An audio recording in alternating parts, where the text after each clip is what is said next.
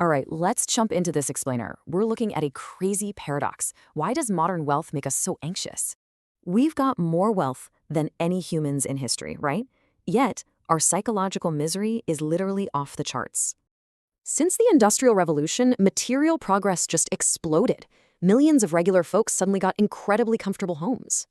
Things that used to be insane luxuries, they quickly became just basic, everyday expectations for absolutely everyone.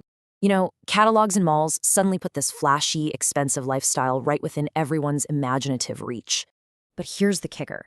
This crazy abundance didn't buy us peace. It just fueled relentless, escalating societal expectations. So now we're plagued by status anxiety. We are absolutely terrified of failing and sliding down that ladder. Adam Smith nailed it. We don't just want cash, we're actually craving the world's love and attention. Picture your ego as a leaking balloon. It constantly needs the helium of external validation to stay afloat. The crazy part? We literally let the world's shifting attitudes completely dictate our own internal self-worth. And here's the ultimate irony of democracy. As things get more equal, it actually breeds widespread envy. Because we only envy our equals, right?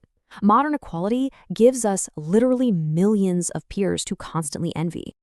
Sure, rigid medieval hierarchies were brutal, but by making inequality a fixed fact, they ironically protected fragile egos.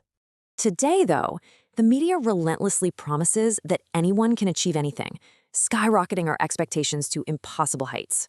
William James put it mathematically. Our self-esteem equals our success divided by our pretensions or expectations. Since society is constantly demanding more success from us, our best defense is often just lowering those expectations. Historically, the poor actually had 3 consoling stories that completely protected their self-esteem from feeling like failures. First, everyone recognized that the poor present was the indispensable foundation. They literally fed the whole system. Second, religion taught that low status definitely wasn't a moral failure. Jesus himself was just a poor carpenter. Finally, philosophers like Rousseau argued the rich only got their wealth through flat-out theft and exploitation. But modern meritocracy completely stripped away those comforts. Now it tells us if we fail, it's our fault. So if endless ambition is bankrupting our joy, isn't it time we finally redefined what success actually means?